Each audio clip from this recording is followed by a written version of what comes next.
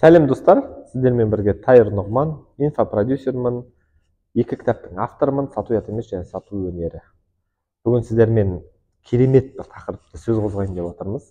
Одан бұрын сіздерге кішігірім өтінішіміз бар. Ол біздің YouTube арнамызға жазылып, лайк басып, дизлайк басып кетсеңіздер, мен қуанып қалатын боламын. Әрбір тіпті сіздердің жазған комментарийларыңызды оқып, өзінде лайк басып, сіздерге кері байланыс беретін боламын. Бүгін біздің қозғайтын тақырыбымыз алғашқы ой немесе алғашқы бір идея.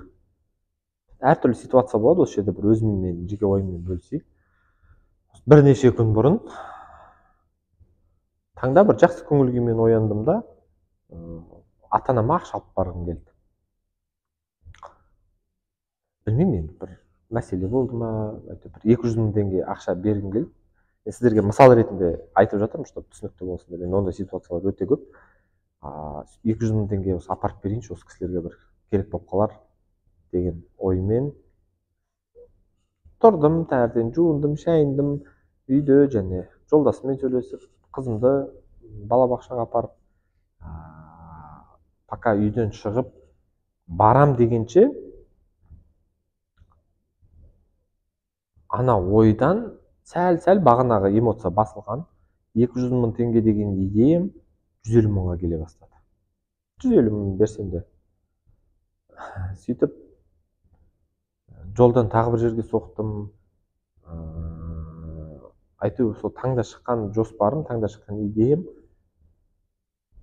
кешке, түстен кейін, кеш емес, түстен кейін жетіп үйге барған кезде ата-анам жоқ екен. Ол кісілер бір жерге шығып кеткен, магазинге ме, бір жаққа. Күтіп тұрдым 5 минут. Ана кісілер келген кезде соңында 100 мың теңге берді. Сөйтіп ойландым, бағана сосын өзіммен жеке көп сөйлесем, өзіммен жеке көп анализ жасайым. Айтым, Тайыр, саған басында келген идея 200 мыңға келді. Бірақ пока идея тез реализация етпегеннен кейін түрлі факторлар болды ғой мына жерде жолдағы.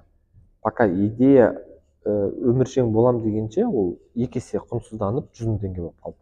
Не әсер етті?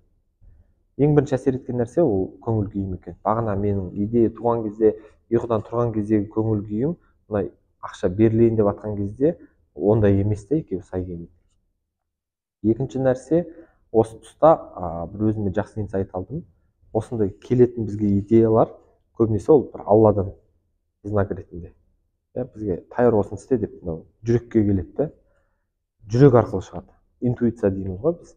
Менің осы жерде тағы бір айтып кететін нәрсем, кәсіптегі маған жетістік алып келген, маған бір табыс, үлкен табыс алып келген нәрселердің бәрі осы интуициям арқылы, жүрек арқылы келген нәрселер. Ал енді осы жүрек арқылы келген бағанағы 200 мың теңге беру идеясы ақыл қосылған кезде ол 2 есе құнсызданды. Тіпті қызық айтайын, кейбір кезде мынандай ситуация болады, үйге барам, ата-анам бір әйтеуір мәселе туындайды да, соңында ақша бермей кететін кездерде болады. Ойлашы, бұндай өмірде енді өміршең нәрселер өте көп. Бұл жобаларда сондай садақаға қатысты, немесе бір адамға бір жақсылық жасаймын деп ойлайсыз. Қымбат сыйлық сыйлағыңыз келеді, садақа мысалға берейін, осындай көмектесейін деген сияқты бір идеялар келеді. Бірақ әйтеуір өмірдің тіршілігімен, білмеймін, оны бір ислами тұрғыдан қарайтын болсақ, шайтанның азғыруымен ба, бұл да бір жауапкершілікті лақтырудың формасы шығар. Әйтеуір соңында болмай қалады да. Өзімізбен оймен ақтап аламыз. Қойшы, пока ақшалар бар ғой, кеше бердім ғой, алдыңғы апта бердім ғой деген сияқты нәрселер. Кейін осы нәрсені өзіме ұстап алатын болдым. Өйткені мен басыма бір қандай да идея келе ме, тіпті мысалы кездер мынандай кездер болады. Бір адамдарға тегін көмектесемін. Менде мысалы коучингте шәкірттерім көп, кейде бір адамдардың қиналып жүргенін көремін, сөйтем де знак келеді.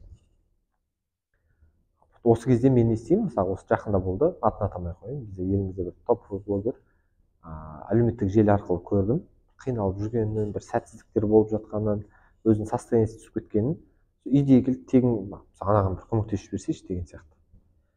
Енді шын туайтына келген кезде сен ана кісіге звондасаң, соткасын алмай қалса, немесе инстаграмына жазсаң, ватсабына жазған кезде жауап бермей қалса, тырысып қаласың. Қойшы, сен проблемаң ғой деген сияқты. Осындай кезде мен не істеймін, сразу өзімді артқа қайтпау үшін жазып жіберемін. Сәлем, қалайсыз, осы қалыңыз қалай, жақсы ма бәрі, әлеуметтік желіден көріп жүрмін, мысалы сізге просто көмектесейін деп едім. Енді ол адам қалай қабылдайды, оның өзінің проблемасы. Жақсы қабылдай ма, қабылдамай ма, бір арам ой қоса ма, немесе бағанағыдай ата анама қатысты бір ақша бергім келіп бірдеңе болды ма, сразу Каспийден аламын да аударып жіберемін болды. Оны барып беріп, оны және құнды қылып өзінше болудың қажеті жоқ. Өйткені бағанағы айтқандай, мен А точкасынан по-любому Б точкасына барамын деген жерден ол екі есе құнсыз болып қалады. Сонымен одан кейін мен барған кезде мүмкін ұрысып қалуымыз мүмкін, конфликт болуы мүмкін, енді өмір болған соң түрлі ситуациялар болады ғой.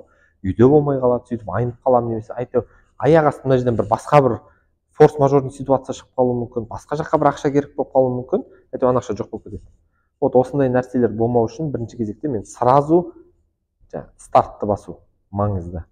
Мүмкін сіздерде де осындай идеялар келетін шығар, өзіңіз ойланып көріңізші, қашан соңғы рет келген идеяларды орындадыңыз. Бірақ осы жердегі бір нәрсе, осындай егер біз идеяларды мүмкіндігінше тез іске асырып үйренетін болсақ, біздің өмірімізде сәтті жобалардың саны көбейеді. Біздің өмірімізде бағанағы егер біз Алланың берген бір хикметін, Алланың берген бізге бір сондай знактарын танып үйренетін болсақ, біздің өміріміз жеңілдейді. Өйткені біз саналы адам болғандықтан кез келген нәрсеге бір саналық тұрғыдан қараймыз. Ол дұрыс болуы мүмкін, ол бұрыс болуы мүмкін. Одан кейін біздің ойымызша ғой ол.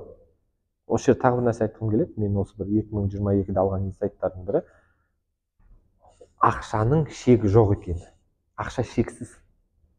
Біздің ойымызша ғана ол шекті. Мысалға айтайық, менің ойымда айлық табыс немесе менің өмірімде ең көп тауып көрген 100 миллион, 1 миллиард теңге болатын болса, менің ойымша ғана да ол. Ал біреу үшін ол 10 миллиард, 100 миллиард болуы мүмкін. Тағы біреу үшін ол тіпті 100 миллиард доллар болуы мүмкін. Енді бір басқа бір осы мен YouTube арнамда көріп отырған сіздің ойыңызша мүмкін ол 10 миллион, 1 миллион болуы мүмкін. Тіпті ол 100 мың болуы мүмкін да. Тіпті ақша таппайтын болсаңыз, сіз ойлауыңыз мүмкін, әлемде ақша жоқ, әлемде кризис. Әркім әртүрлі ойлайды. Әр қайсымыздың ойымыз ол біздің ғана шектеп жатқан ойымыз да. Осы жерде бір жақсы хадис естіген. Егер бұл дүниенің Алла тағала үшін қандай да бір мынандай бір кішкентай құны болатын болса дейді да, шаңның тозаңындай, сендерге жұтым ауа қалмас еді. Құнсыз да, дүниең, алтының, әлемің, күллі миллиард долларың біз үшін құнды. Сондықтан өмірімізде әр қайсымызға қатысты осындай бір сәтті тұстардың көп болса, успешный проект жасағымыз келсе, осындай Алладан келетін идеяларды сразу ұстап қалу. Мүмкіндігінше тез әрекет ету. Пока айнып қалмағанша, пока азғырылып қалмағанша, пока бір түрлі факторларға санамыз қосылып кетпегенше дейін тез іске асырып үйрену. Әрине, достар, бұл менің жеке ойым, жеке пікірім. Бұл оймен келіссеңіздер болады, келіспесеңіздер болады. Біздің осы YouTube арнамыздың астына осы комментарийға жазып кетіңіздер. Келісесіздер ме, келіспейсіздер, мүмкін сіздердің жалпы басқа ойларыңыз бар шығар. Әр ой мен үшін маңызды. Мен де ой түйетін боламын, мен де комменттерді етемін, мен де сіздерге лайк басатын боламын. Біздің YouTube арнамызға жазылып, бөлісіп жүріңіздер. Біз сіздерді әлі түрлі қызықты тақырыптармен бөлісетін боламыз.